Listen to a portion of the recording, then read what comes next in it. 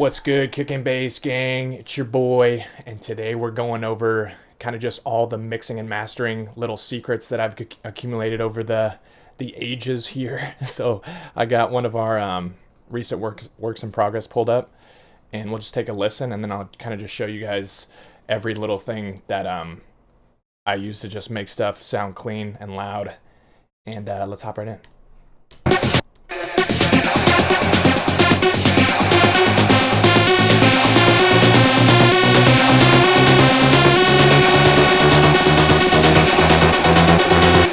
You want it?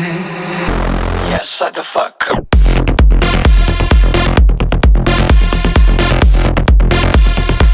All right.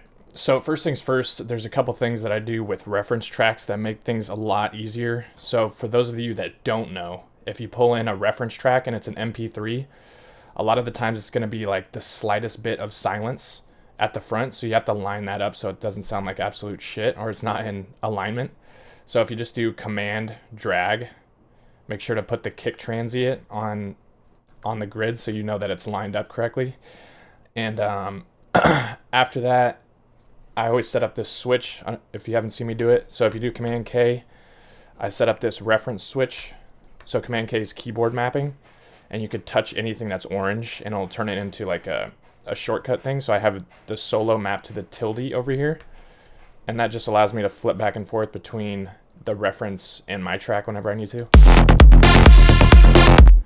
So that's a quick little thing that'll save you some time there. After that, you got to make sure on your references to route them to external out. A lot of people forget this because you don't want the reference going through your master, because then you're going to think you're doing stuff that sounds good, but really you're just affecting the reference too, which is not what you want. So now it goes directly out of Ableton instead of going to the master. Next up, so a lot of mastering stuff, if you're not like don't know a lot about it, it's super visual. So like for instance, if you were wondering how loud to make your kick, for example, a lot of the times you could just take stuff out, like little bits of it. So, and then you could just like, you could see that the kick is at 0, or like, for instance, like there's a little part of the bass right here. So you could just take out little bits and you could see how loud theirs is. So you know exactly how loud to make yours, because there's like a ton of tips and tricks out there saying that you should like gain stage at all these different steps. So you could like get lost in doing a lot of that stuff. So it's just important to know that you could just check that at any point in time by just grabbing a little bit of it, and it works for literally everything like vocals. You know you want it. So you could see everything like that. Okay. So a quick couple things for the master channel just to start. So the human ear just identifies things that are loud as like better, or it's like more exciting. So it's like generally a good tip to just duck your master gain by like 2. Sometimes I do 2 to 4 depending on what type of elements I have, but usually I'll just go like -2 right here, and then just put that, or let's go back, just duck the entire gain of the track by -2 just to make the drop sound like even fuller. And then on top of that, you could also do the width a little down. So I usually do like 80 right here depending on the type of track, but this is just like a good thing just to see if it increases the fullness of the drop hitting. So you could just do stuff like that. Also, so if you do EQ, this can also add a lot of fullness here. So if we go like this, sometimes I'll go, oh, and if you guys want to hear it, I mean, You know you want it.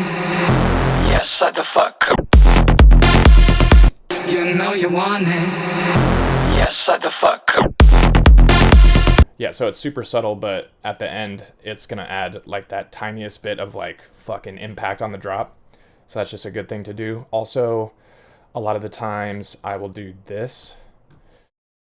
So I'll duck the gain of a high shelf and a low shelf about 2 as well. So you go like this, just right before the drop, just so it adds like, it's ducking out a little bit of the fullness of the track, so it just hits harder. And I would do the same thing with a low thing as well. So you could go just like this,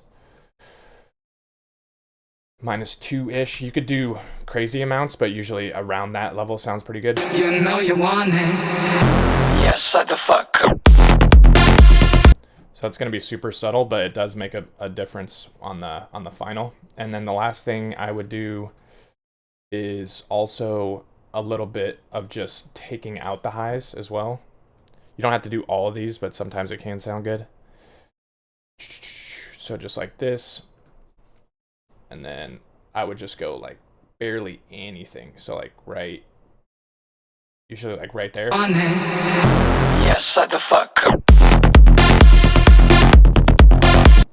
And then when you're doing any sort of automation with like filters or EQs, you always want to be turning it on and off when you're not using it, because here, I'll do a quick example here. So if we have a kick drum right here, and then we're automating like an auto filter on it.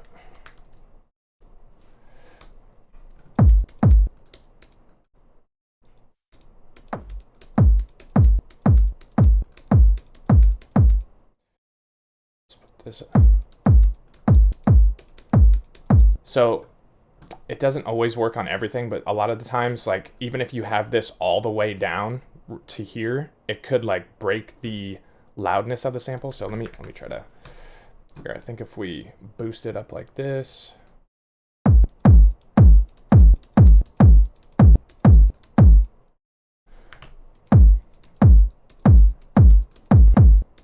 Okay, so if you see over here at the channel loudness, when we have the saturator on, it's not clipping.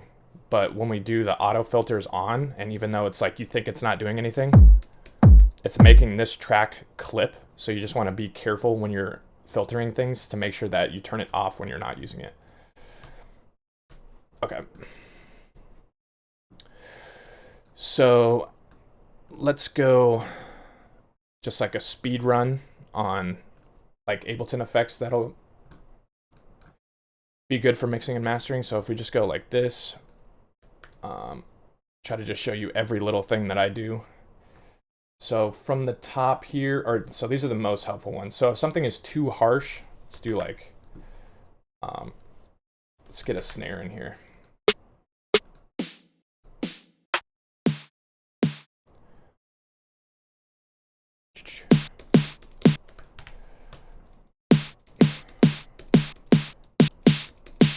So if you have something that's too harsh and you just want a quick way of making it softer, if you do a standard multiband compressor, this is just a preset inside of the audio effects right here. It's just gonna immediately make it less harsh in the mix.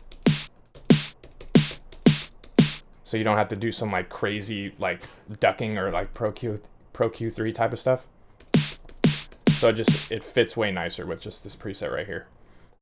If you wanna, for cymbals and stuff, if you wanna add crispiness, so let's go open hat here. All right, let's just do this on the channels. Let's see.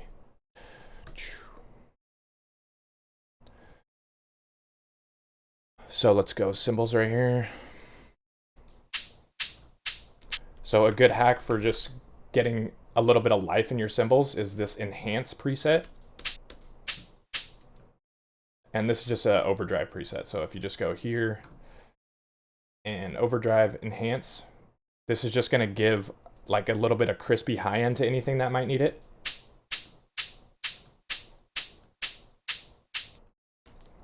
Yeah, so it just adds a little nice layer of fullness to like, I usually use it on cymbals or like a lead sound.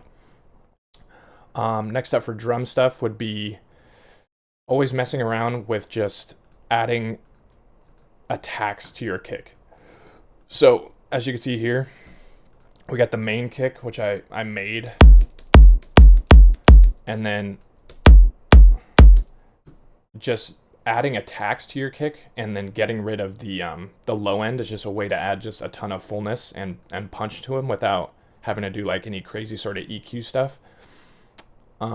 Yeah, that's good for that. Let's see here. So for lead sounds,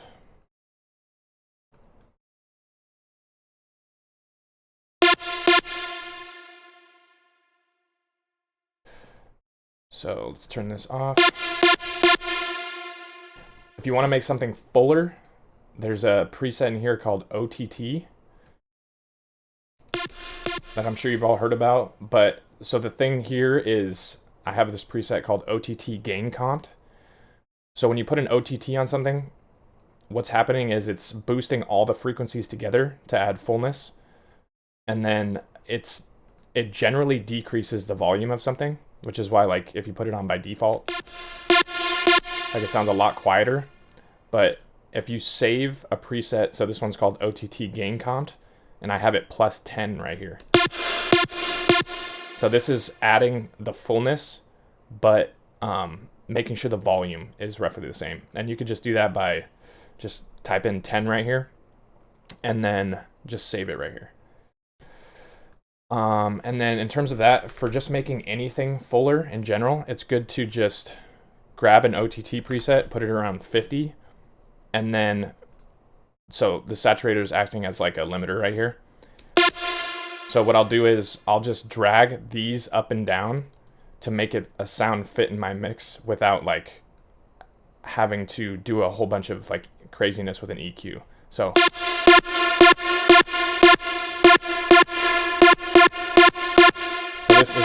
this is just like a quick tip for just making stuff fit the quickest way possible.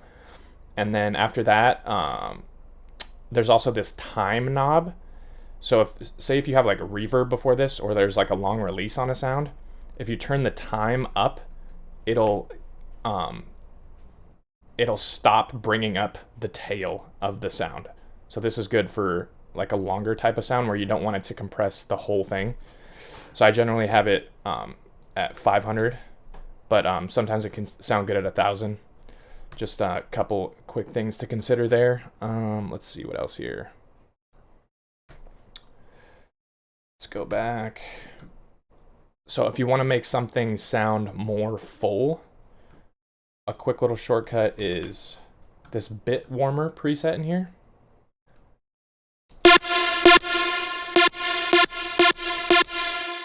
So this is just a quick and easy way to just like beef up a sound, and then just dry wet right here. And then so we could see that like this added a lot of harshness to it. So then we could go back to the tip I said before and then just throw this on. So now it's a lot fuller. But we didn't have to do a bunch of like crazy processing. Yeah, and those are pretty much all the little like mixing and mastering little secrets that I use pretty much on almost every channel in some way. So these are just like some go-to ways to just make the process quicker, and just so you know like the best options for when you're making stuff sound loud and full. But yeah, catch you guys next time. Peace.